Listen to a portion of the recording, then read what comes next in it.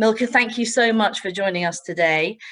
Companies always like to hear directly from peers about their experiences, best practice, and any key takeaways from what you have done. So before we begin, can you tell us a bit about yourself and your role at Orange Polska, please? Yes. So hello, everybody. Thank you for the opportunity to share my experience today with you. I've been working for Orange Poland for over 15 years. Previously, I worked in a Big Four audit company.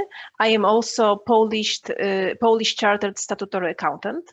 My current position is Financial Reporting Director, so I am responsible, among others, for preparation of statutory, consolidated, and separate financial statements under IFRS. And that is why implementation of ESEF requirements in Orange Poland is my responsibility and my big challenge this year. Perfect. Thank you very much. So first off, the question everyone wants to know is why did Orange Polska choose to be part of the pilot filing with the KNF? You know, it's a big undertaking to be doing early. Yes, very good question. Our story with ESEF started in 2017 when we volunteered for ESEF field tests organized by ISMA. We realized during these tests that ESEF is going to bring totally revolutionary change in financial reporting. And in order to perform successful ESEF implementation, close cooperation between listed companies and market regulators is necessary. All parties need to be well prepared. And that is why early 2019, we started asking our local financial supervision authority, KNF, we started asking them to organize a field testing of annual financial reports under ESEF requirements. To be not the only one in Poland who is asking, we involved also Federation of Polish companies, and they wrote formal letter to KNF on behalf of all listed Polish companies. And in my opinion, that was a very important reason why KNF decided to organize this file testing. And for us, participation in file testing was very important because for the last 2 years, we are the first company among biggest Polish listed companies, the first one who publishes annual financial reports. So it means that we have a huge chance to also be the first one this year and to be the first one who will practice in real life filing under ESEF requirements. Brilliant. Okay, thank you very much. When did you start is always a key question the clients and customers ask us. When did you start your internal preparation for the ESEF mandate? And what research did you do prior to working on the XBRL tagging? So as I have already told you, our story started in 2017 when we participated in ESEF field tests organized by ISMA. Since then, we closely monitored ESEF regulations, publications on ISMA website, changes in IFRS and ESEF taxonomy. Our objective was to have deep in-house knowledge about ESEF. Yes, and simultaneously to this ESEF knowledge, we also made deep research on Polish and European IT market for IT tools which would support reporting under ESEF requirements. We wanted to know well what the market is offering to make conscious decision on IT tool. But before we started the vendor selecting process, which we performed this year in the first half of this year, we made a very thorough analysis of our internal financial reporting process. We had to analyze how it is going to change after implementation of ESEF requirements. And first of all, we need to answer a question, how much are we going to integrate inline XBRL reporting with our standard reporting process? We had two options to consider. The first one was to keep our standard financial reporting process as it is, and just add additional step at the end of the whole process. This additional step, which is conversion of annual financial reports into inline XBRL format. And the second option was to use this moment of change as an opportunity to increase efficiency of our internal financial reporting process. And we decided to go to the second option, and we fully integrated inline XBRL reporting with our processes. We put the new tool, Bridge, in the center of our financial reporting process. So in my opinion, the first step when a company is thinking about ESEF implementation, it should be this very basic question: how is my process, my new reporting process under ESEF requirements going to look like? And if we know the answer, then comes the second question, which is what steps in this new reporting process should be supported by the IT tool, and what functionalities in this tool are must and what are nice to have. And when we have the answer to those two questions, then we must just select the tool which supports best our new process and which has all functionalities that we identified as necessary. And then we have last but very important question: what tasks in this ESEF implementation project should be done by us in-house, and for which task we should find external support? Yes, so this is more or less the process and the analysis that should be carried on to implement ESEF. Brilliant, thanks. That's very, very helpful. Congratulations for successfully doing your test file. I know you probably all just were very delighted as well as relieved, because it's a big undertaking, especially to do it early. We believe you're among one of the very first issuers in the EU to complete this important step. And there are obviously will have been some key learnings that you will have taken away from this. Could you share with us your perspective on these as they come up pretty much every day with us, with calls with companies? So sort of the first thing I'd probably ask is, has it been more or less smooth than you had first anticipated? Actually, it was more smooth than we had first anticipated, because we had only 2 errors on the validation report, which was sent to us by KNF. And while there were other companies which had hundreds of them, yes, so for sure that was a very nice surprise for us. Moreover, these 2 errors, in substance, there were not errors but only warnings.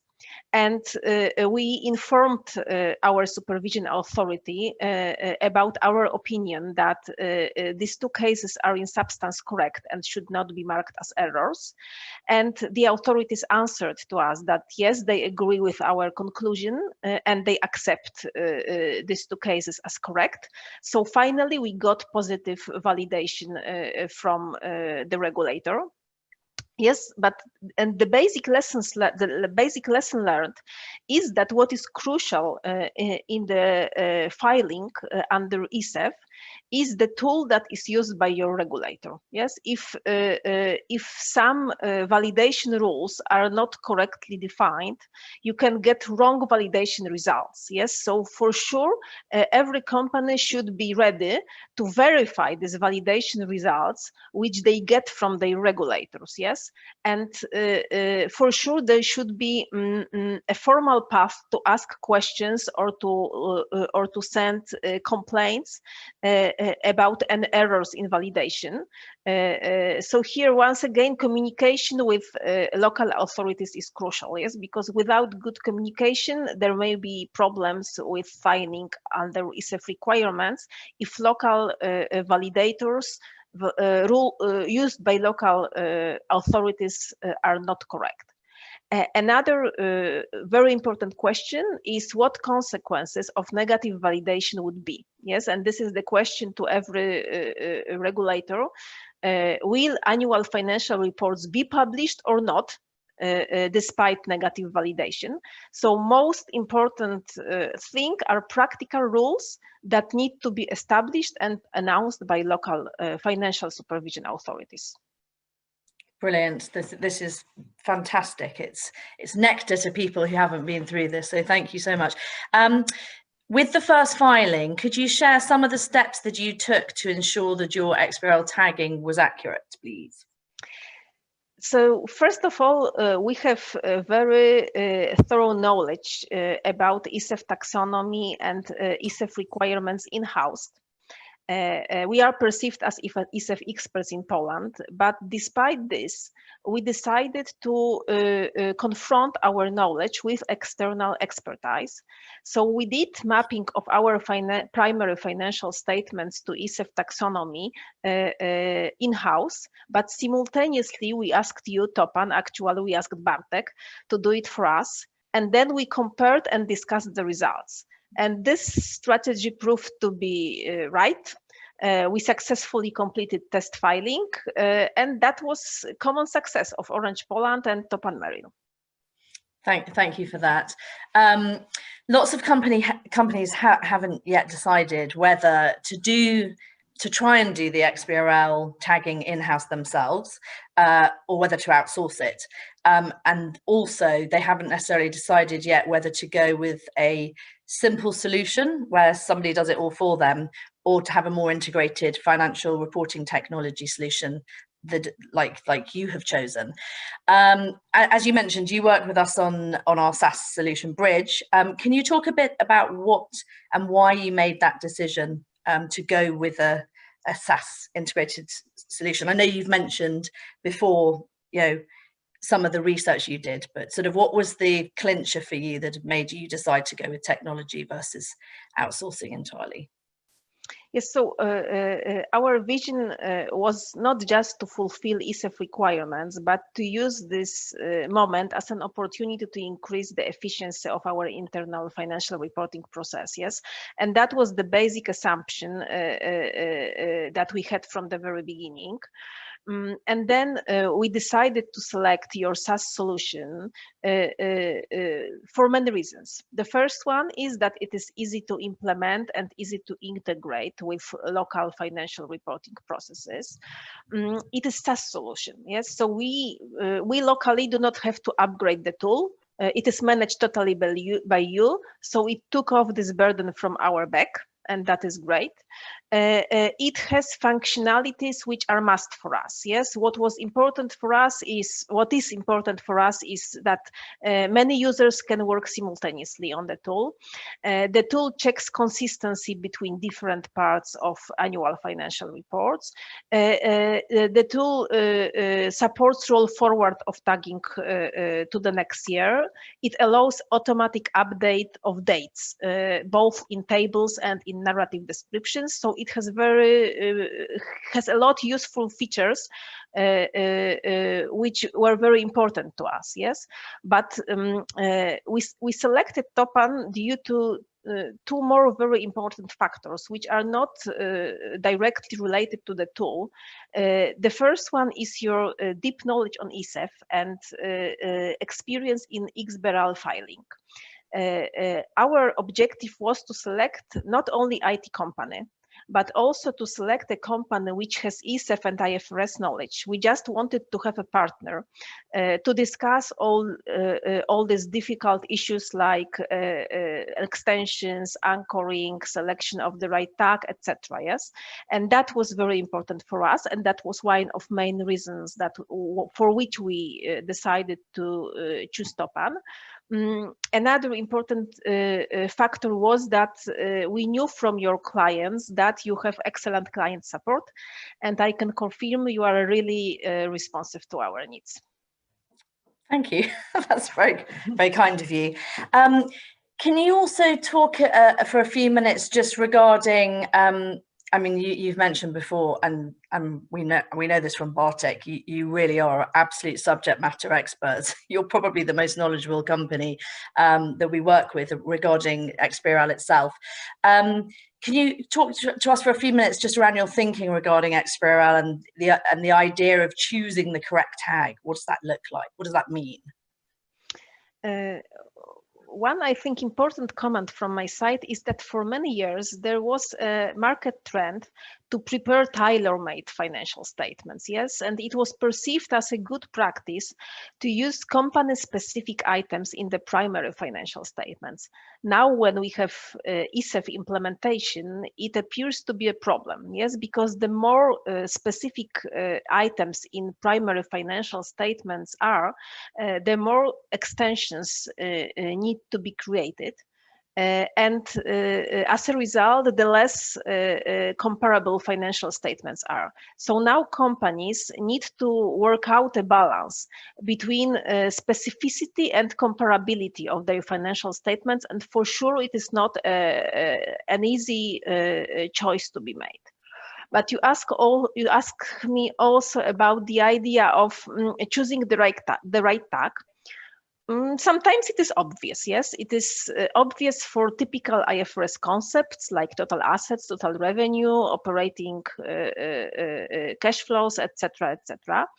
But when a company uses non-standard items, it is a matter of judgment.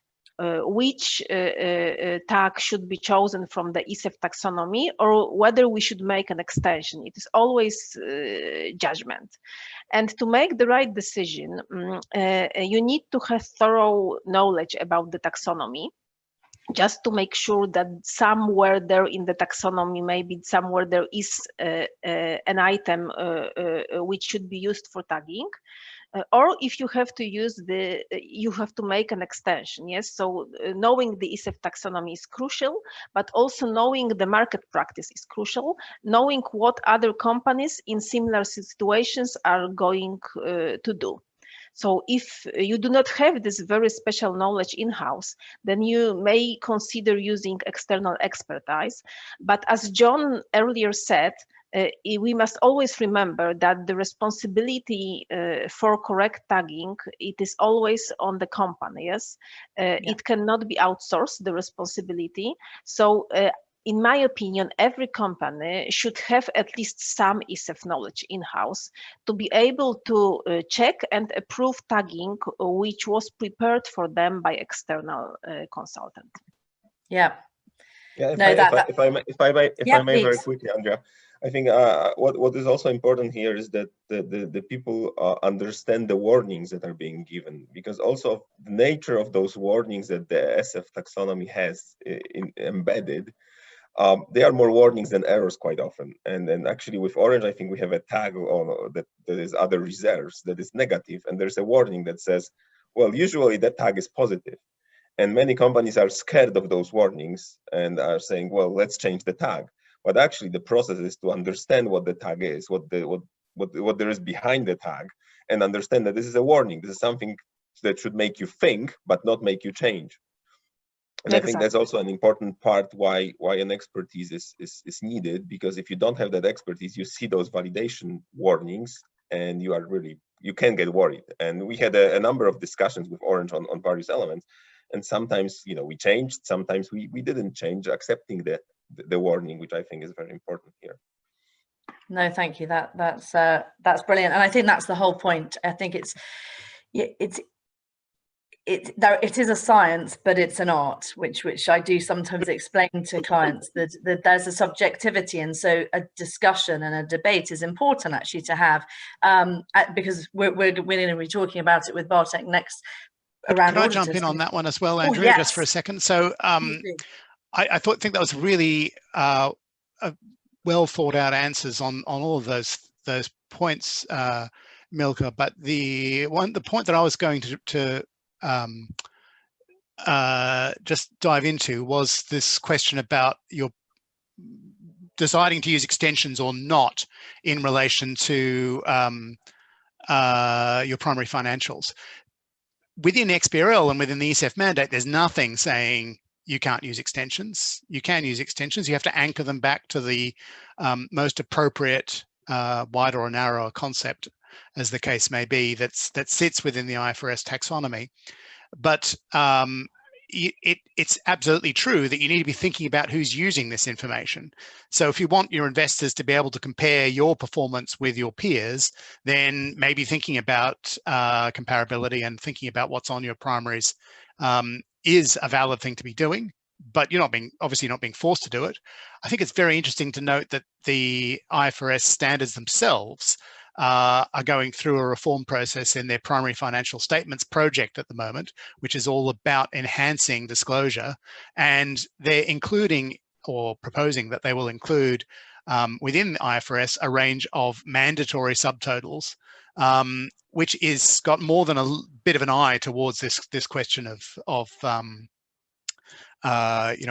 what you have on your primaries. So I think that that's a very useful debate to be having within your team, and indeed to be talking to your suppliers and to your auditors about. No, that's a very good point. I'm going to ask Miłka, if it's okay, one question from the audience. There are lots of questions, so I'm going to do one from the audience now, and then we'll try and get through the rest at the end. So it's a question from Julia Reedy, who said, did you have any other XBRL reporting requirements before you had to file with the KNF? You mean additional to ESEF requirements, yes? Yes. Yes. No, that was our first experience, and in Poland we do not have any other XBRL requirements, yes? So for us it was first time, first experience, first lessons learned, yeah. Brilliant. Miłka, thank you so much. That's honestly been fascinating for me to hear, but I'm sure really, really useful for every company that hasn't been through it yet. So thank you very much.